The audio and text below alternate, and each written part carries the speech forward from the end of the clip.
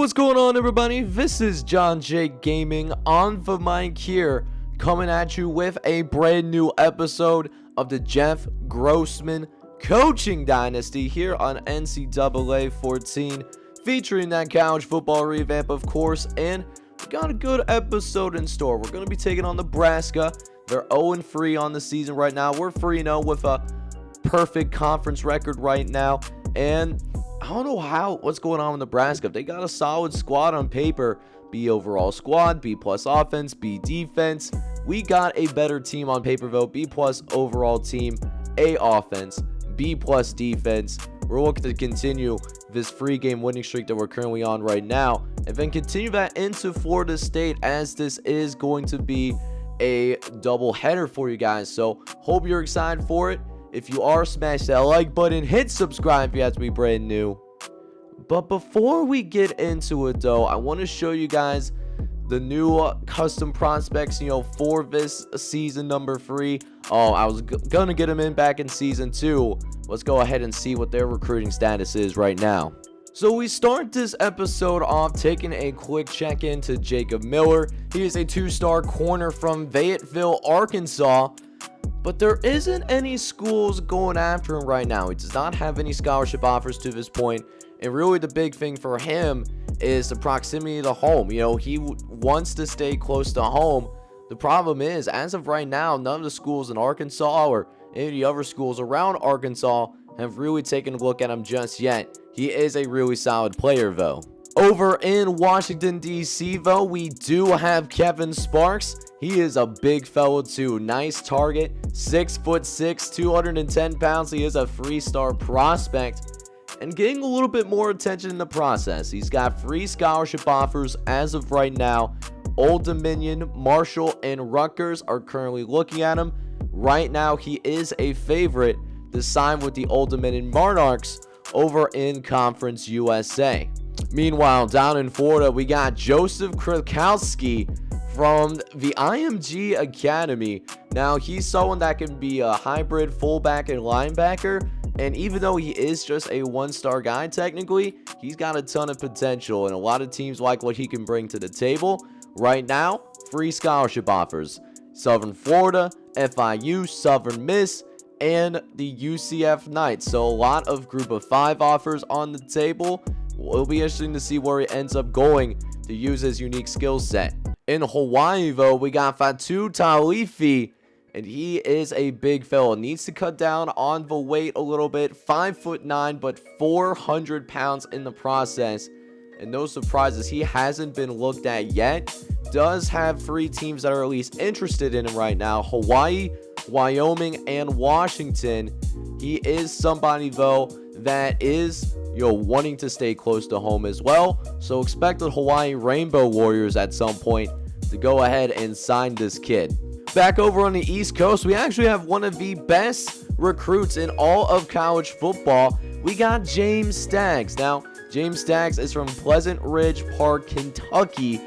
And even though he has some really good skills to work with, we're talking about 6'6", 260 pounds. He's not getting as much attention, I guess.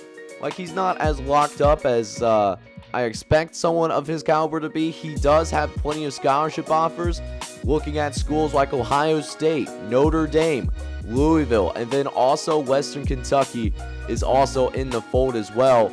Currently still an open recruiting race. In Mississippi, we got Devin Carson, who's from Louisville. And right now, 5-star guy, the best wide receiver in the state of Mississippi.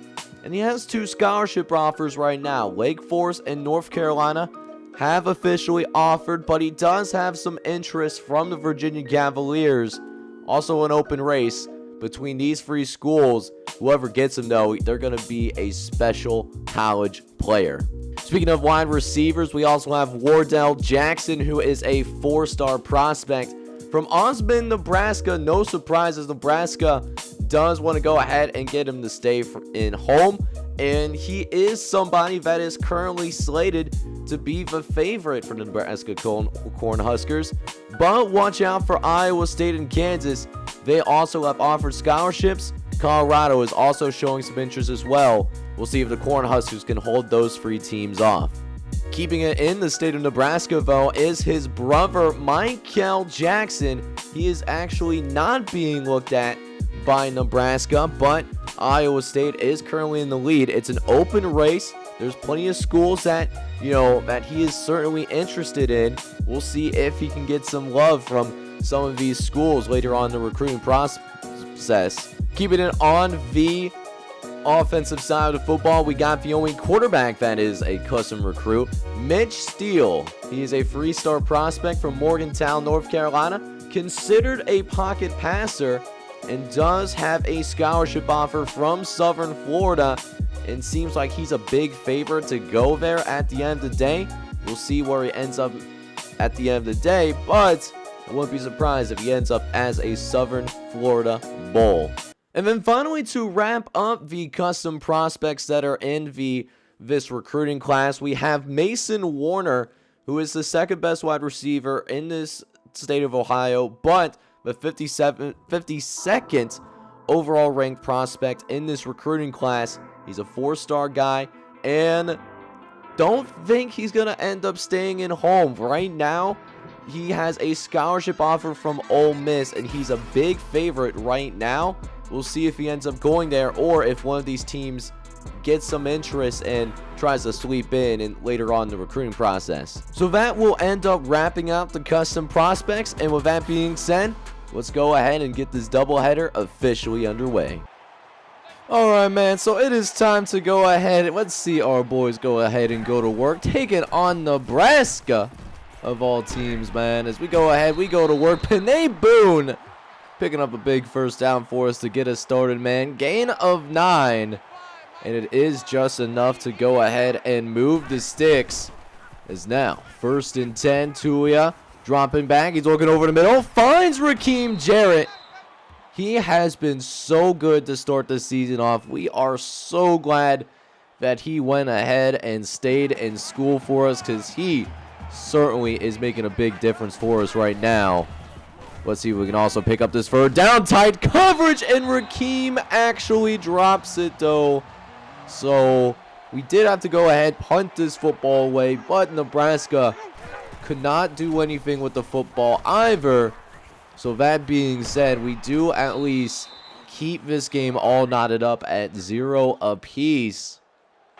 Let's see if we can do a little bit more on this drive, though. Another third down coming for us, as we'll go ahead and move Tulia out of the pocket. He's going to find Panay Boone on the halfback screen, and he does get across the 35-yard line. Isaiah Jacobs, his first catch of the day, and it goes for a big first down.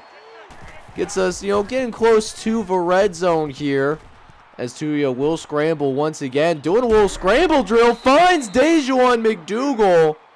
Watching the eyes of the quarterbacks, moving to his right, even though that was not his route.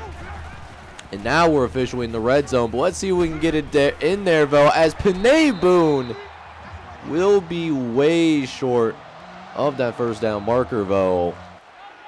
So we did have to go ahead and settle for the field goal for the time being. But that being said, we'll see if our offense can do a little bit better this time around. We got Eric Webb and company. You love to see these fullback dimes when they work pretty well. Good 5, 6, 7-yard gains, As we got another third down coming up. Going another screen. Nebraska really not adjusting to these screens. So even though we've already ran this a few times already, we're having really a ton of success with that play. So let's see if we go back to it later. But in the meantime, going to find Dejuan McDougal over the middle. Does manage to get himself a block as well. That also goes for a first down. So, a couple plays later, 3rd and 9. We'll see if we can get to that first down marker. Looking for Rakim Jarrett, but Jarrett, even though he does make the catch for us, it's going to be just shy of the sticks. The head ball coach, though, letting us go for it here on 4th down. Looking for the first down marker, and we do end up getting it, and the drive will still continue. Couple plays later, 2nd and inches. Tulia dropping back, looks for Dejuan McDougal over the middle, and that also will be going for a first down. But let's see if we can do what it takes to take it into his end zone. Tulia actually got a little shaken up, but you got to rely on those big targets when you got that backup quarterback in, and David Faust did just that. He finds Rakim Jarrett in the end zone, wins his one-on-one matchup, and we do get ourselves our very first touchdown on the board. You absolutely love to see it, as Nebraska has still really struggled to go ahead and get anything going in this game, as we try to throw for Rakim Jarrett, but that might get Nebraska back in this game. David Faust kind of telegraphed that throw the whole time, and we're going to pay for it, man. First turnover of the day. But Nebraska still really struggle on the offensive side of the football. I thought they would be a little bit better, you know, not having Adrian Martinez, because he did graduate at this point of the dynasty. But no, Nebraska still sucks. So, I mean, in other news, you know, the grass is green, the sky is blue, as we throw short over the right-hand side, looking for Corey Dykes just to go ahead and dump it off. We do get a few yards, but we will be going for it once again on 4th down. This halfback play has been working well for us, and we get him again. Panay Boone finding the space, and it's another first down, man.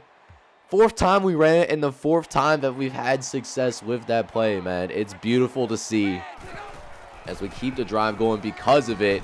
We'll find Dejuan McDougal. That will go ahead and get us into a goal line situation.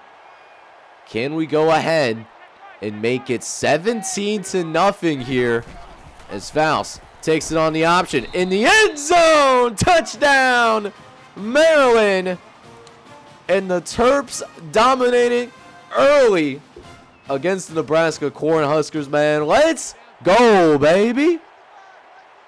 And this is despite the fact that we have our backup quarterback in the game, who still, by the way, has not Tulia Tagovailoa, I don't know if he got shaken up or what was going on. I didn't bench him.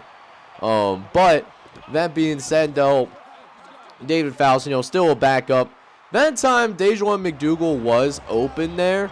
But that being said, you know, threw it late, and that led to that interception. So we'll try again here. 1st and 10 coming up, using the play action. And we do have Rakim Jarrett open once again. Another big play. Already his 5th catch in this one. He's got a 2nd down coming. Faust over the middle. Finds Corey Dykes.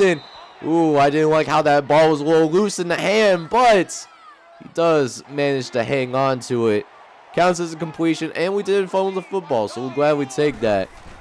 Let's see if we can also take this 1st down, and we will do just that. Rakim Jarrett just continuing to win on these routes, man. He is something special.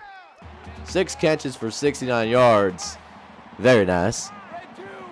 We need to get this run game going as well. We go to Panay Boone, who does find a little bit of a crease and picks up a few yards in the process. But we got another 3rd and long awaiting for us here. We'll see if David Faust can pick it up over the middle, looking for Rakim Jarrett, and he gets carried forward across the 1st down marker, man. Let's go, baby. So a goal line situation waiting for us thanks to that 1st down, and we will make sure we go ahead and cash it in there. Touchdown, Maryland. And we get another touchdown on this board, man. And we will be going ahead and taking a 2-touchdown lead going into the 4th quarter.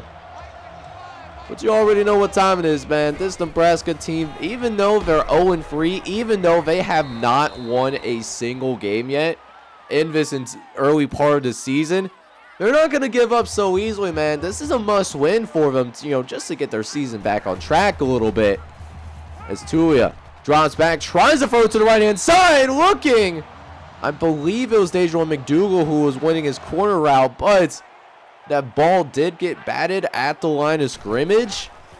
So we had to punt the football because of that. But, I mean, when that ball was in the air that long, you know, a lot of worse things could have happened. And I'm glad that at the very least we were able to make sure that we didn't turn the football over. That could have really changed the momentum of this game even more. as we do have Tulia Tagovailoa back in this football game. Whatever injury he was dealing with, I don't know if it was like a shoulder strain or what was going on, but he is back at it again with the white vans, and he's got another good drive going as well. And listen, we don't need to do anything stupid here. We just got to make sure that we hang on here. We can win this football game. We trying to throw it to the right-hand side, and that's not what I'm talking about. There's no need to throw that football. Take the sack in that situation. We got Nebraska using their timeouts, man, and that's just a boneheaded play by a senior quarterback. But luckily, and this game actually did end up going into overtime as well. But that being said, though, our boys did get a field goal in overtime. Nebraska ended up missing, and we were able to escape with a victory. But I tell you what, if we played against a team that executed a little bit better, this could have gone a lot worse. Man, so you want to talk about almost taking defeat from the jaws of victory? This was the perfect case of that. I mean, we had this game basically locked up, and then threw that interception, which really wasn't necessary by Tulia, and it almost cost us the game. We were very fortunate that Nebraska missed the last-second field goal, and we still win this game, but we gotta be a lot better with executing like that late in the game, you know, because that could have very well gone in a whole different direction if it wasn't for that missed field goal in overtime. But checking out the stats for our guys, and what's kind of surprising is, you know, not every one of our quarterbacks really brought it today. David Faust did come in because Tulia Tagovailoa did end up getting hurt. David Faust, 9 for 16, 110 yards, touchdown, and 2 picks. Then Tulia had that really crucial interception at the end of the fourth quarter, 14 for 21, 131 yards, an interception, big interception by the way, that did end us taking us to overtime. But at the very least, though, our running game did end up looking pretty well overall. Panay Boone did lead the way with 22 carries for 69 yards. But a surprise guest here, David Faust, our backup quarterback, actually did end up having 2 touchdowns for us on the day. 8 carries, 21 yards. You'll like to see that. He did a decent job of running the offense. He did. I didn't like his 2 interceptions, but he did help us win the game, and that's all that matters. Now, for our receivers, though, Rakim Jarrett continues to show out. 8 catches, 86 yards, and a touchdown, proving that, hey, coming back to school, really good idea at the end of the day. I'm so glad he chose to stay because we have a really special wide receiver. And this kid right here, Panay Boone, you know, also had a few catches. Same with Dejuan McDougal. Guys came out there and made plays, and I mean, Nebraska, even over not what they used to be, this is still a tough environment to win in, and I'm glad we were able to get on the road and get the job done. But if you think that game in particular is really exciting, wait till we get a handle of this game right here, taking on the Florida State Seminoles. And look at this, y'all. We get ourselves into the top 25, but we got to really earn that ranking. Florida State, they are not slouches, man. They're also undefeated. They have the best offense in the country so far, averaging 46 points per game. Lee Corso is going to be rocking with them, but this is a big test for us. Last year, we lost to these guys, and let's see if we can go out there and get some revenge ourselves. Let's go out there and get it done. Go 5-0 for the Turtle Nation, baby. Let's get it. All right, man, so let's see if we can go ahead and see if we can keep that top 25 ranking, and that will get us off going in the right direction, man. Eric Webb, a little 4-yard carry. It's going to get us this first down. That's really all we need, baby. Because now we got another 1st and 10 coming up for us. We're going to drop back with Tulia. It's a screen, though. We got the blockers, and we pick up yet another first down. First drive of the game for us, and so far, things are going pretty well, all things considered. As we go ahead, we do another option play with Tulia Tagovailoa. He picks up a gain of 6. That is also good enough for that first down. It's now 1st and 10. Tulia dropping back to pass. He's looking down the left-hand side. Finds Rakim Jarrett, and he gets lit up like a Christmas tree. But he does make sure to hang on and make the catch regardless. As we now go ahead now, but we get sacked. So a 2nd and 19 coming up. Dennis Brigg Jr. comes in there and gets the massive hit on our quarterback. And it takes us to a 3rd and long. Going to try to pick it up with Rakim Jarrett, but he fumbles the football. Thankfully, it was fumbled out of bounds, though. And with that being said, 4th and 3. Going to go ahead and go for it, though. Like this matchup on the left-hand side. Jarrett, left-hand side, but he's going to throw this completely off target. Like the receiver wasn't even on screen. And that's going to hurt a little bit. Because we did have Rakim Jarrett. We had him wide butt naked open. But unfortunately for us, we do turn the ball over. Not only on that last play, but also on this play here. Just a real boneheaded play by Tua Tagovailoa. Trying to throw it across his body. Just textbook, not something that you should be doing any way, shape, or form, man. And because of it, we're down 10-0 early. We got some work to do if we want to come back and win this thing. We wait for Isaiah Jacobs to get open. He breaks a tackle for us and picks up a 1st down. So despite the fact that that was a little bit of a broken play for us, we still will pick up the sticks anyways. Sometimes it is a little bit better to be lucky than it is to be good. And because of that, we can keep this drive going.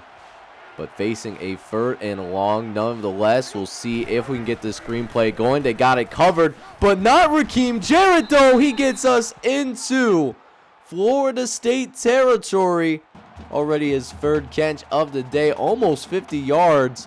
We'll see if we can get him his 4th catch as Jarrett gets open once again. This time, making a man miss a little bit and almost gets us inside that 10-yard line. Rakim Jarrett being big early, almost with 100 yards receiving in the first half. But he won't be the one that could get us a touchdown. We trying to go to Marcus Fleming Jr., but he will be knocked just a couple yards shy. And we did have to go ahead and settle for a field goal. But that being said, though, we'll see if we can get this game all knotted up before we go into the locker room. Should be our last possession of this entire first half. Is now Tua dropping back. He looks to his left. He finds Marcus Fleming Jr., who got some space to work with, and it's a 1st down for the Terps, baby. Let's go, man. Big throw down the field, and it gets us at least into field goal range. But that being said, you already know what time it is, man. I need a touchdown, and I need it in the worst way. Let's see if we can do it. 3rd and 10. Drop it back. Looking for that Rakim Jarrett action once again. It's broken up by Travis J. And unfortunately, we did have to go ahead and settle for a field goal. But we're only down by 4 points. You know, it could be anyone's game. And look at Dino Tomlin snagging that one up in one-on-one coverage. Let's go, baby. 48-yard grab. That's what I'm talking about, man. Dino Tomlin, a guy that did not see the field much at all last year. And it seems like in these last couple of games, he's made a good number of plays for us, as Rakim Jarrett does end up getting 100 yards receiving in this game. As Tagovailoa drops to his right, finds Marcus Fleming Jr. in the end zone. Touchdown, Maryland. And the Terps, for the first time in this game, man, we end up taking the lead on the 17th ranked team in the country, doing it on the road too. But beating a top 25 team on the road is never easy, as Florida State will end up responding. They will get a touchdown of their own on the board. So we're down by 4 points once again, but we got a nice little drive going. Gonna hand it off. No, it's actually Tagovailoa keeping it and gets it to about that 35-yard line for the 1st down. Is now 3rd and long coming up. Tua dropping back. Cover one looks like. Gonna try to go one-on-one and finds Dejuan McDougal for an 18-yard grab. And how about Tua About to get hit like a rock. And still hung tough. Got the first down play. And keeps that drive going. You know, gotta respect Tua Tagovailoa. He is a strong quarterback. He's a tough kid. He watches the hockey highlights despite being from Hawaii. And he will almost lead us into that end zone. We are just a yard shy, but Tua gets hurt. So now it's David Faust's time on a key 4th and goal. We need this touchdown, and we will end up getting it. Touchdown, Maryland. And the Terps are back at it again. We get another score on the board. Make it 20-17. Florida State will respond with a field goal of their own. And, well, we got our starting quarterback back. This is a huge drive for us. This game all knotted up at 20 apiece right now. And this is a huge first down for us. 3rd and 9. Tua dropping back over the middle. Finds Marcus Fleming Jr., who will hang on and make the catch. And moves the sticks. We'll see if we can go ahead and move those sticks once again. 3rd and short. Looking for Isaiah Jacobs. First down? No. Will be knocked up in the backfield. That's Stephen Dix Jr., who blew that play up really quickly. And now, 4th down. Over the middle. Marcus Fleming Jr., and it's good for the first down. And Marcus Fleming Jr., we got to talk about him for a second. He's also got himself a 100-yard day. But Tua facing pressure, nowhere to go with it, and just got to take the sack and try to live another day. But we get close to the line of scrimmage. It's still a 3rd and long. We'll see if we can get it into the end zone. Tua looking right-hand side, and it's Dejuan McDougal for a 15-yard grab. Only his 2nd catch of the day, but it's a big one. And now just a few yards away from seizing the lead. The pitch, Panay Boone, end zone, touchdown, Maryland. And the Terps re-seize the lead again. Back and forth game between us and Florida State. And we got this lead back on the number 17 team in the nation, man. And if we can get this first down, this game will be over. And that should very well get this game taken care of. They do not have any more timeouts. Is now Tua dropping back over the left-hand side. And it's a touchdown for Rakim Jarrett. He was having a big game all day long. And that being said, man, we were able to win this game. 5 consecutive wins to start the season off. And playing against a pretty good team in Florida State, too. It was a test for us, our biggest test of the season so far. We played hard, and we passed it with flying colors, baby. Able to go ahead, make sure we got this win. Keep our season undefeated. Let's go ahead and check out the stats for our guys real fast. So that's exactly what I'm talking about, baby. Try 34 points, almost 500 yards of total offense on the road against the number 17 team in the nation, man. Wasn't great running the football, only 120 yards off of 50 carries, but our quarterbacks did their thing, man. 364 yards, 2 touchdowns. We only had 1 turnover. We won the turnover battle, and it helped us win this game and get this big upset on the road. They beat us last year, and it feels really good to go out there and make sure that we are able to avenge the loss from last season. Now, checking out the stats for our guys, and starting with Tua Tagovailoa. It was a little spotty at the beginning. Did have that really boneheaded interception, but 21 for 32, 364 yards. Also had 2 touchdowns to go with it as well. He did a really good job of settling down and helping to lead us to victory in this ball game. Now, another thing that I want to talk about is his running game. Not only was Tua doing it on the air, but he was also getting it done on the ground as well. 24 carries for 77 yards. He led the team. He put the team on his back, to be honest with you guys. But Panay Boone, he did end up getting a touchdown as well, 13 carries for 15 yards. And then backup quarterback actually briefly came in as well.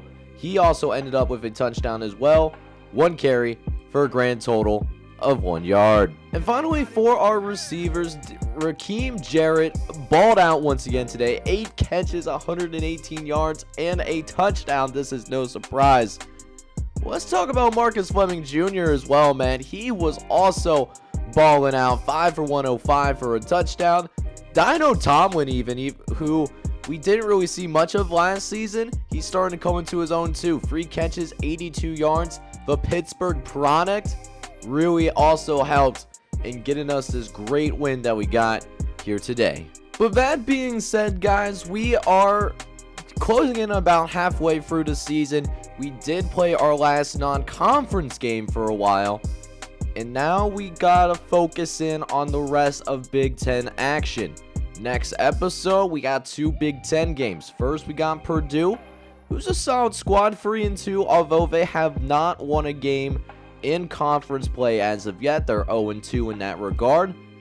But then after we're done with Purdue, we will take on the Michigan Wolverines. They are ranked number 9 in the country, and it starts a insane gauntlet. Michigan, Penn State, Ohio State, before it gets a little bit easier towards the end of the season. So we got a tough challenge ahead of us. I'm certainly ready for it. If you guys are ready for it as well, I need you guys to go ahead, smash that like button, hit subscribe if you have to be brand new. This is John J. Gaming on the mic signing off. I'm hoping you're all out there having a good one. Take care, everybody.